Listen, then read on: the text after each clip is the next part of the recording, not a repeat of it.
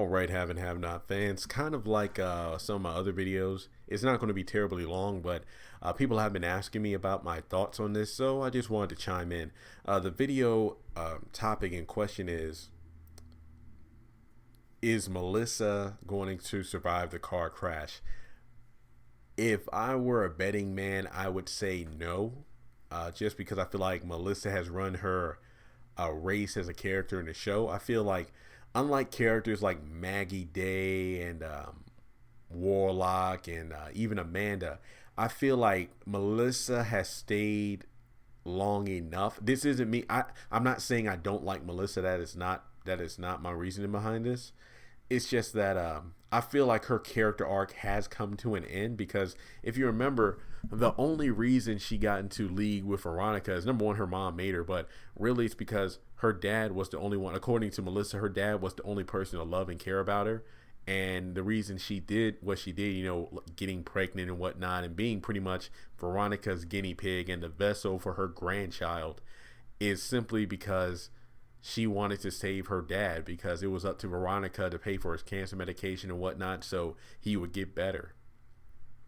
But when he died as a result of his medicine not being there, remember, Melissa said, hey, my dad hasn't gotten his medicine. It's like, well, my son hasn't come back and you haven't seduced him yet. Basically, you haven't put Jeffrey in the heterosexual place that Veronica wanted him to be. So as a result, her dad never got the medicine he needed. And again, it really parallels to Veronica and Candace being alike, because remember that if she had called 911, or an ambulance would have came out there, Quincy could have possibly survived all those stab wounds. Remember, he was on the floor. He got back up. Well, he grabbed her by the ankle and was like, call the cops, somebody to help me out.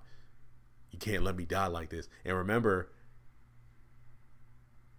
he had the meds in his pocket to give their son because, and again, I'm sorry, I forgot the disease that Quincy Jr. had. I'm sorry, I forgot the name of it. But the medication he needed was in Quincy's pocket. And he's like, look, I think he even tried to bribe Candace about their son. It's like, I know something about him that he needs, but you don't know what it is unless you help me out. And remember, as a result, Candace didn't give Quincy the medical attention he needed, and he died. And as a result, let's say if Benny didn't find Quincy Jr. when he did, remember that he had those near infections on his back, all those wounds and whatnot from being abused, that the doctor and nurses said that, hey, if you didn't bring him in when you did, like, he would probably, those wounds would have been infected and he would have been in a worse state than he was. So because Candace didn't act when she had the chance, Quincy lost his life. Quincy Jr. almost lost his life as a, indirect consequence for action. And same thing with Veronica, because she didn't give Melissa's father the medicine when he needed it, he ended up dying as well.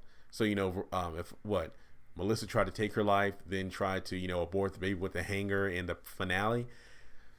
Oh, geez. So Melissa's pretty much been dead the moment her father died, just laying in the hospital bed for like the second half of the season, coming back. Jeffrey is trying to extend an olive branch, but obviously he's been an ass to Melissa most of the time. And again, I can't blame him, because honestly, if I was in Jeffrey's position, I wouldn't want to be trying to make nice with somebody who betrayed me. I know, yes, she did it for the right reason, but her methods were wrong. Trying to do the good thing to save her dad, but putting anybody in a situation like that is not a good thing. And yes, I did start to like Melissa when she was trying to fight back, so to speak, in terms of like, look, I'm a person, I have feelings too, you don't need to treat me like this. Yes, Jeffrey had every right to, in a way, but at the same time, it goes back to what I was saying way back when after Amanda's funeral, when Melissa told the truth about why she did what she did. That was a great time for her and Jeffrey to work together to try to get out of the situation, but instead they both just had it out for each other, and as a result, nothing got resolved. Melissa's dad is dead. She's still having a baby, unless she's dead, and they're still where they're at. Jeffrey's in jail now. It's just ridiculous. So for Melissa to actually try to take her own life, but this time, if that was the end of Melissa, I would say she went out with a bang. and without a gunshot, unlike most characters, because she's, if I'm not mistaken, she's one of the top, in the top three, if not the only three characters in the series we've seen to actually scare the shit out of Veronica. Remember, I mean, you had Quincy, who did it, when he tried to push himself up on her a few times. Then, of course, you had Catherine when she killed Jennifer and was chasing Veronica around the house with a knife. And now you have Veronica like, what the hell are you doing, when she's grabbing the wheel and, they flip the vehicle over. So if that was Melissa's last ride, then she went out in a bang. And I mean, honestly, that was, what other way to go out than to make the queen, the Ice Queen, melt with fear. And I really think that Veronica did survive the crash. But Melissa, as I said before, Antoinette Robinson is starring in Dear White People. Season 2 is coming out soon, or being worked on right now. I forgot, but I know season 2 is coming.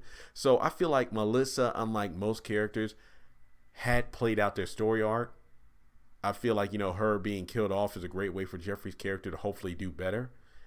And really, again, she did everything for her dad. But since her dad died, really, she has no reason to be there. So if she is dead, I feel like she was written off well. I do.